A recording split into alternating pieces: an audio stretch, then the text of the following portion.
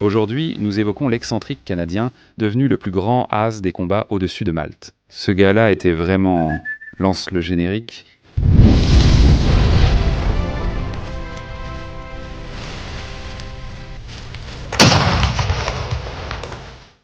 Avant de commencer, abonne-toi déjà à la chaîne, comme ça tu nous aides. YouTube recommande nos vidéos et la chaîne grandit davantage. Souviens-toi de notre accord. Si tu aimes cette vidéo, partage-la avec un ami passionné d'histoire militaire. Alors, viens avec moi. Le jeune George Burling est né le 6 décembre 1921 dans la petite ville de Verdun, dans la province de Québec, au Canada. Sa famille en était extrêmement religieuse.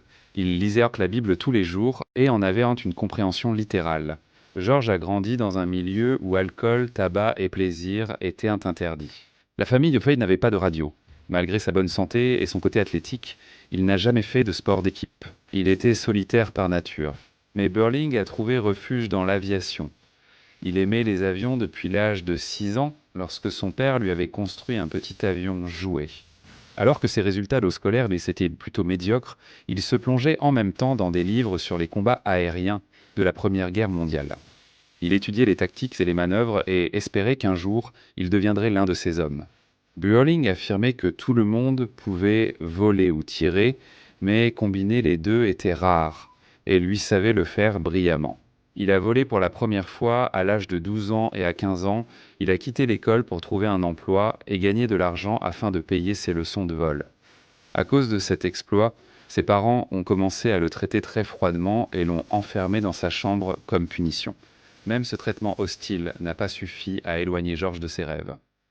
Il a effectué son premier vol en solo en 1938, peu après avoir eu 17 ans. Et il a réussi tous les examens pour devenir pilote de ligne. Mais sa licence a été refusée parce qu'il était encore trop jeune. Il s'est inscrit à une compétition d'acrobatie aérienne à Edmonton, affrontant plusieurs pilotes de chasse de l'aviation royale canadienne. Contre toute attente, le jeune Burling est devenu champion. Lors de la remise du trophée, il a créé un scandale en déclarant « Si le Canada compte sur ses pilotes, on est fichu ». Les membres de l'aviation royale ont simplement répondu « T'inquiète gamin, ton heure viendra ». En septembre 1939, dès le début de la Seconde Guerre mondiale, le Canada s'engage aux côtés de l'Empire britannique. Burling s'est aussitôt présenté au bureau de recrutement de l'aviation royale canadienne. Et tu sais ce qui est arrivé? Il a été immédiatement rejeté. Malgré ses hautes qualifications de vol, l'aviation a affirmé qu'il n'avait pas terminé ses études. Mais entre nous, toi et moi, on sait bien pourquoi, n'est-ce pas? Désespéré, il a essayé de se porter volontaire pour servir dans l'armée de l'air finlandaise. À l'époque, la Finlande combattait l'Union soviétique pendant la guerre d'hiver. Cependant, l'ambassade de Finlande au Canada a demandé l'autorisation parentale. Encore une fois, devine quoi? Mais pas question, tu n'iras pas. Pour Burling, la Seconde Guerre mondiale représentait sa seule chance de réaliser ses rêves d'enfance. Et il était nerveux parce qu'il n'avait pas encore participé au combat. Ainsi, à l'été 1940, il s'est porté volontaire pour faire partie de l'équipage d'un cargo de munitions qui partait du Canada à destination du Royaume-Uni. Il est arrivé à Glasgow, en Écosse, après avoir traversé l'Atlantique infesté de sous-marins allemands. Beaucoup de navires autour de lui ont coulé, mais lui est arrivé sain et sauf.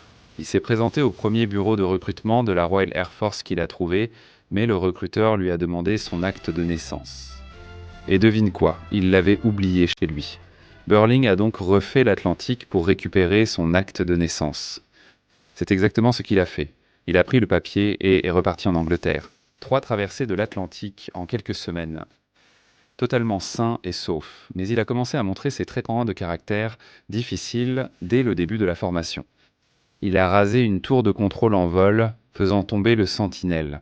Bien qu'il ait été souvent réprimandé pour son comportement sauvage, il a brillamment terminé toutes les étapes de la formation. Il était indéniable qu'il avait un talent naturel pour la chasse. Ses yeux bleus profonds avaient une précision hors du commun, une capacité qui, plus tard, le rendrait célèbre pour détecter les avions ennemis avant tout le monde. À la fin de la formation, il a reçu une proposition de commission d'officier. Mais Burling a refusé, disant qu'il ne faisait pas confiance aux officiers et qu'il préférait vivre parmi les pilotes sergents. Mais une fois, sa grande gueule l'a mis dans une mauvaise situation avec ses officiers commandants. C'est parce que Berling a été affecté au 403e escadron de chasse, une unité canadienne qui venait d'être transférée en Angleterre. Il volait comme le Tail End Charlie, une position d'arrière-garde dans une formation anglaise inhabituelle, qui peu de temps après a fini par être abandonnée en raison de son inefficacité et de son coût élevé en vies humaines. Cette position la plus vulnérable était généralement attribuée aux pilotes peu appréciés. Il a effectué sa première mission à Noël 1941 à bord de l'appareil qui l'accompagnerait tout au long de sa carrière, le Supermarine Spitfire. Le 23 mars 1942, alors qu'il survolait la Manche, Berling remarqua l'approche d'un appareil ennemi à une distance extrême. Il a donné l'alerte par radio, mais son commandant l'a ignoré et lui a ordonné de se taire. C'est alors que 3 Focke-Wulf se sont approchés à grande vitesse par l'arrière de Berling. Sa réaction instantanée a été de sortir le train d'atterrissage et d'utiliser les volets à fond, réduisant drastiquement la vitesse de son Spitfire et obligeant les Allemands à le dépasser. Ainsi, il a pu revenir en Angleterre. Après l'atterrissage, il a fait un scandale avec son commandant, le traitant d'idiot pour avoir ignoré son avertissement.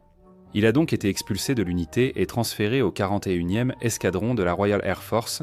Arrivé dans cette nouvelle unité avec sa mauvaise réputation, il a de nouveau occupé le poste de Thailand Charlie, le 1er mai 1942. Encore une fois, il a vu un avion au loin, l'a signalé mais a été ignoré. Mais cette fois, il a décidé de rompre la formation, il est parti seul à la recherche de l'ennemi et l'a abattu pour sa première victoire. Au retour, au lieu d'être félicité pour avoir abattu l'ennemi, il a reçu une sacrée réprimande pour avoir abandonné la formation. C'en était trop pour lui, qui ne supportait plus d'être réprimandé, et ses supérieurs non plus son insubordination. C'est alors que le destin lui a souri.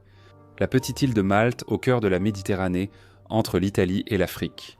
Elle était sous de lourdes attaques des forces aériennes allemandes et italiennes, qui étaient prêtes et déterminées à bombarder l'île. Avant sa reddition, Malte était une base aéronavale anglaise clé, capable d'attaquer les convois de ravitaillement de l'Axe vers l'Afrique du Nord. Si elle était perdue, Rommel disposerait de tous les approvisionnements nécessaires pour gagner en Égypte. L'île avait désespérément besoin de renforts. Fin mai 1942, Berling s'est porté volontaire pour être transféré à Malte, demande rapidement acceptée par le commandant de l'escadron. Le 9 juin 1942, à 20 ans, George Berling a décollé du porte-avions His Majesty's Ship Eagle, avec son Spitfire MKVB. Une version tropicalisée équipée d'un grand radiateur installé sous le moteur. Il a finalement atterri à l'aérodrome de Takali, Malte, pendant une attaque ennemie, puis a rejoint le 249e escadron, commandé par le major Percy Belgrave Lucas, dit Laddie, Lucas. Lucas avait déjà été informé du comportement erratique de Berling, mais il a choisi une approche différente avec lui. J'ai soupçonné que sa rébellion venait d'un certain sentiment d'infériorité refoulé. J'ai estimé que ce dont Berling avait besoin, ce n'était pas de punition, mais d'encouragement. Son ego comptait beaucoup pour lui, et d'après ce qu'il m'a dit, le traitement qu'il avait reçu en Angleterre avait pour but de l'écraser. Je lui ai promis qu'il aurait toute ma confiance, mais que s'il abusait un jour de cette confiance, il serait transféré de l'île. Le lendemain, ses brillants yeux bleus se sont écarquillés. Il ne m'a jamais déçu et ne fréquentait pas les autres pilotes qui sortaient boire et voir des femmes. Il se concentrait sur l'apprentissage des techniques de tir de déflexion, c'est-à-dire l'art de toucher des cibles en mouvement. Mais regarde, pour ça, il utilisait un revolver 38 et il touchait des lézards qui couraient sur l'île, les tuant d'un seul tir précis. Son auto-entraînement a finalement fonctionné. Le 6 juillet, il a abattu 2 Macchi C200 italiens et un Messerschmitt Bf 109 allemand. Avec ses 3 victoires et les 2 précédentes avant son arrivée sur l'île, il est devenu un as. Mais Berling n'a pas fêté ça, il a préféré rester seul cette nuit-là. En seulement 3 semaines au mois de juillet, Berling abattrait pas moins de 15 appareils ennemis, toutes en utilisant sa grande précision avec le tir de déflexion.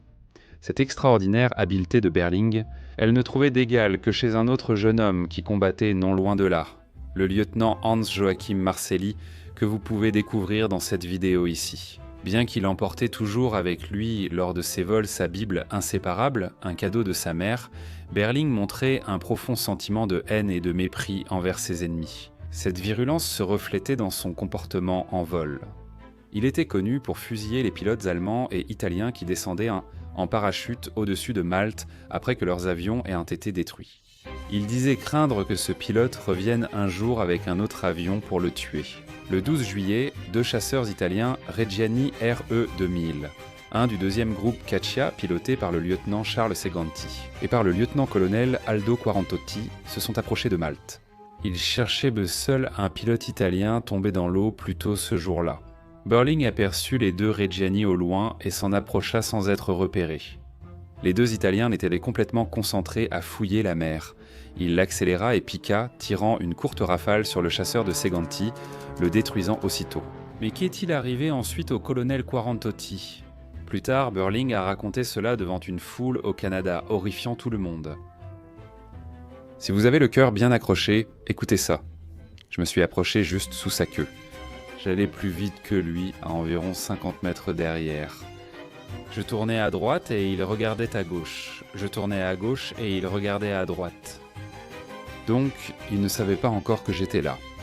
À ce moment, je me suis approché à 30 mètres, à sa droite, à un angle de 15 degrés.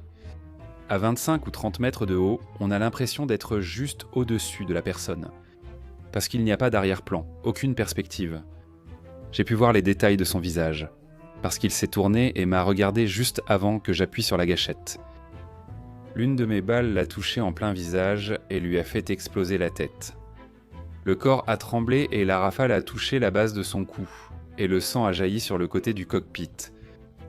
C'était une vision magnifique, le sang rouge coulant le long du fuselage blanc. Je dois dire que cela me procure une grande satisfaction quand tu fais exploser leur tête. Pour ce comportement sauvage et pour le fait qu'il aimait parler de son goût pour tuer des gens.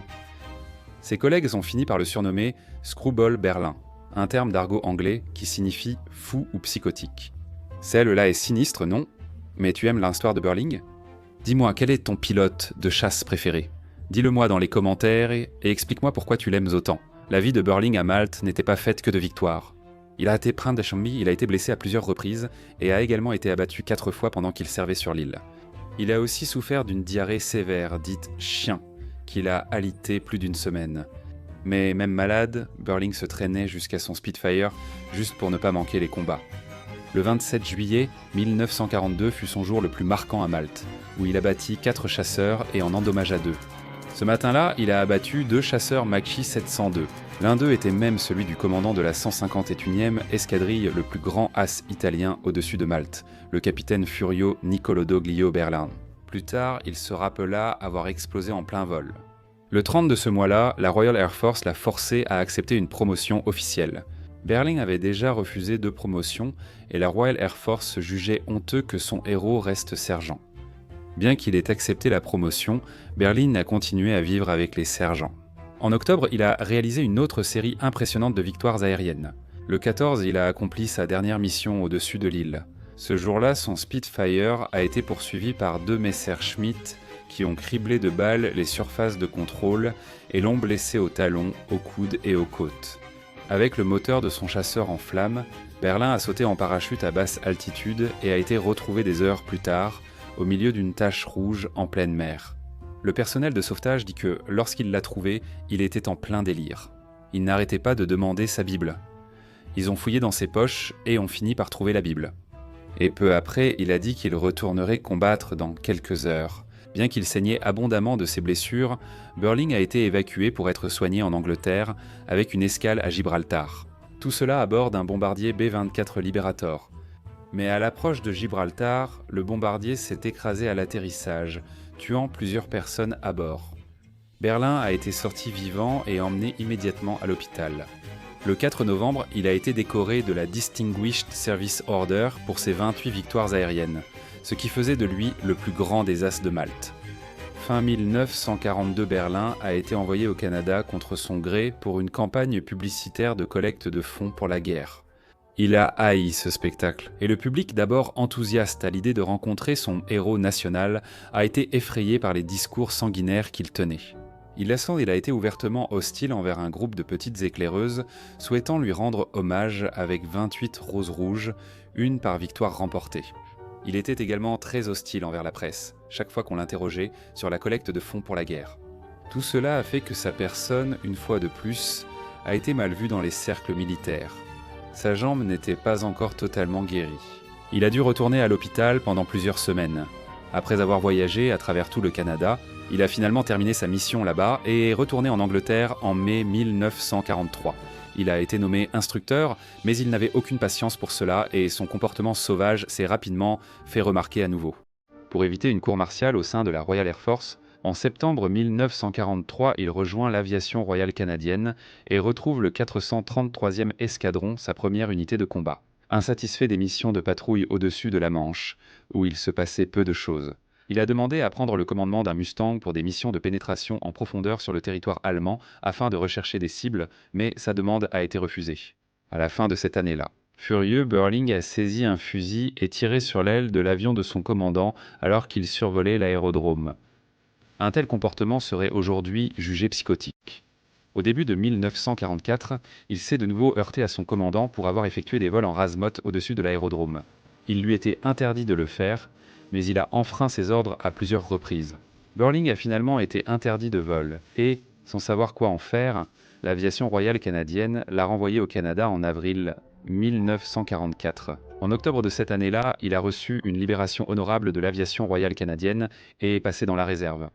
Ce cas peut sembler étrange car il concerne un pilote de chasse talentueux, et aussi du fait que la guerre était loin d'être terminée. Mais quand on se rappelle du comportement de George Burling, les choses deviennent plus faciles à comprendre. Il a tenté de se porter volontaire pour voler pour les États-Unis, mais les Américains préféraient s'éloigner d'une personnalité aussi troublée. Malgré tout cela, à la fin de la Seconde Guerre mondiale, Screwball Burling demeure le plus grand as canadien et de Malte, avec 31 victoires aériennes confirmées. Son unité sur cette île, le 249e escadron, est finalement devenu l'escadron de chasse canadien le plus performant de la Royal Air Force avec 245 avions ennemis abattus lors des combats à Malte. En 1946, après avoir été refusé dans tous les emplois qu'il a cherchés, Burling en est venu à mendier dans les rues de Montréal pendant un certain temps. Les fantômes de la guerre le hantaient et il faisait sans cesse des cauchemars avec les pilotes allemands et italiens qu'il avait abattus. Mais en 1948, sa chance semblait avoir tourné. Le jeune État d'Israël, en guerre contre ses voisins arabes, avait un besoin urgent de volontaires pour combattre dans ses rangs. Burling s'est porté volontaire et a été accepté. Mais en apprenant la pénurie d'avions de combat en Israël, il a même suggéré qu'il pourrait diriger un groupe de pilotes. Et ils ont attaqué la base de la Royal Air Force à Malte pour voler des Spitfire et les emmener en Israël. Ils le lui ont interdit. Il a quitté le Canada à bord du Nordwind Norseman pour Israël, avec une escale à Rome. Après avoir atterri à Rome, il est reparti pour Israël le 21 mai 1948. Mais son avion s'est mystérieusement écrasé pendant le décollage, le tuant instantanément. À ce jour, les raisons du crash de l'avion restent inexpliquées. Comme personne n'a réclamé son corps pendant des semaines, Burling a finalement été enterré à Rome. Mais en 1950, il a été transféré en Israël et enterré sur le mont Carmel, à Haïfa. Aujourd'hui, il est considéré comme le héros de la fondation de l'État d'Israël, le plus grand as canadien et l'un des plus grands as alliés.